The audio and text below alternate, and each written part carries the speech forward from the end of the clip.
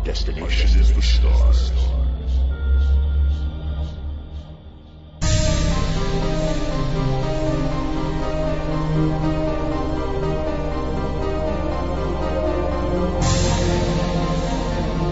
Buku, Micah's Story by Jennifer Anderson, Chapter 1. It was peaceful up here, deceptively so.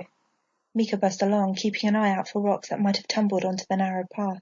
Every now and then, between the trees, he caught glimpses of I-70. It looked peaceful down there too, though he knew that wasn't the case. Stopping at the peak of a steep hill, he shut off his motorcycle and swept binoculars over the highway below. It wasn't so much an interstate now as a parking lot and graveyard. Bumper to bumper as far as he could see, and very still. No angry, scared, desperate people milling about, with hands or fists raised to the sky. No horns blaring, no lights flashing.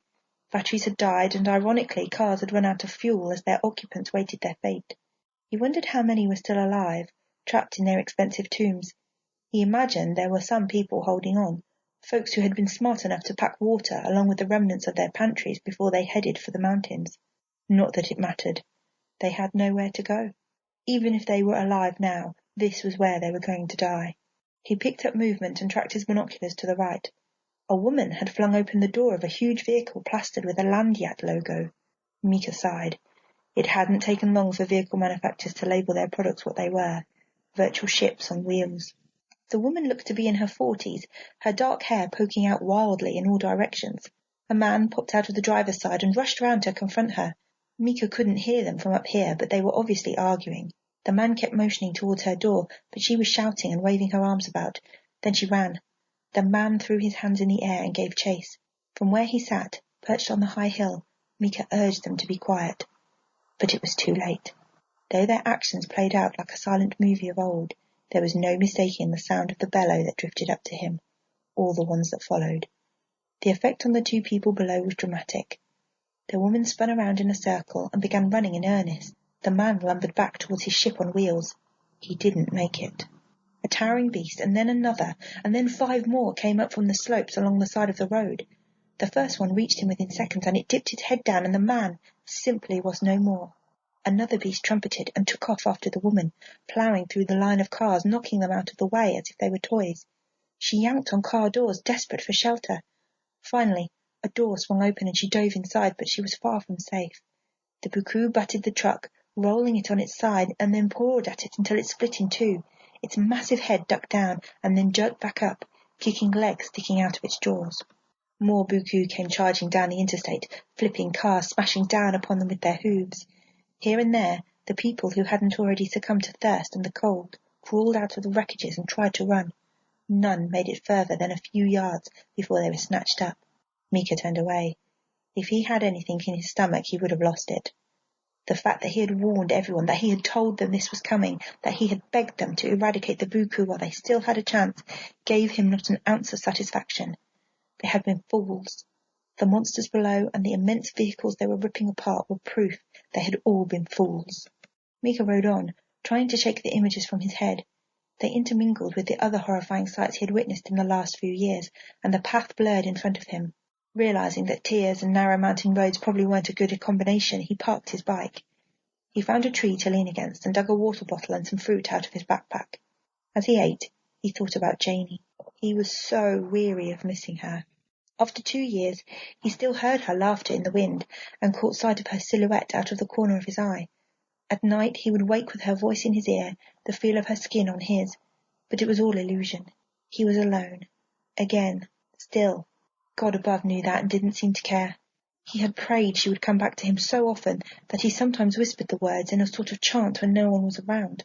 Other times he would ask God for someone, at this point anyone, to push back the aloneness that threatened to consume him. His prayers fell on indifferent ears. With the communication networks down, or commandeered by the government, he had been unable to contact Janie, or even find out if she was alive. He could only hope that her connection to Givens was keeping her safe. So few people could claim that these days.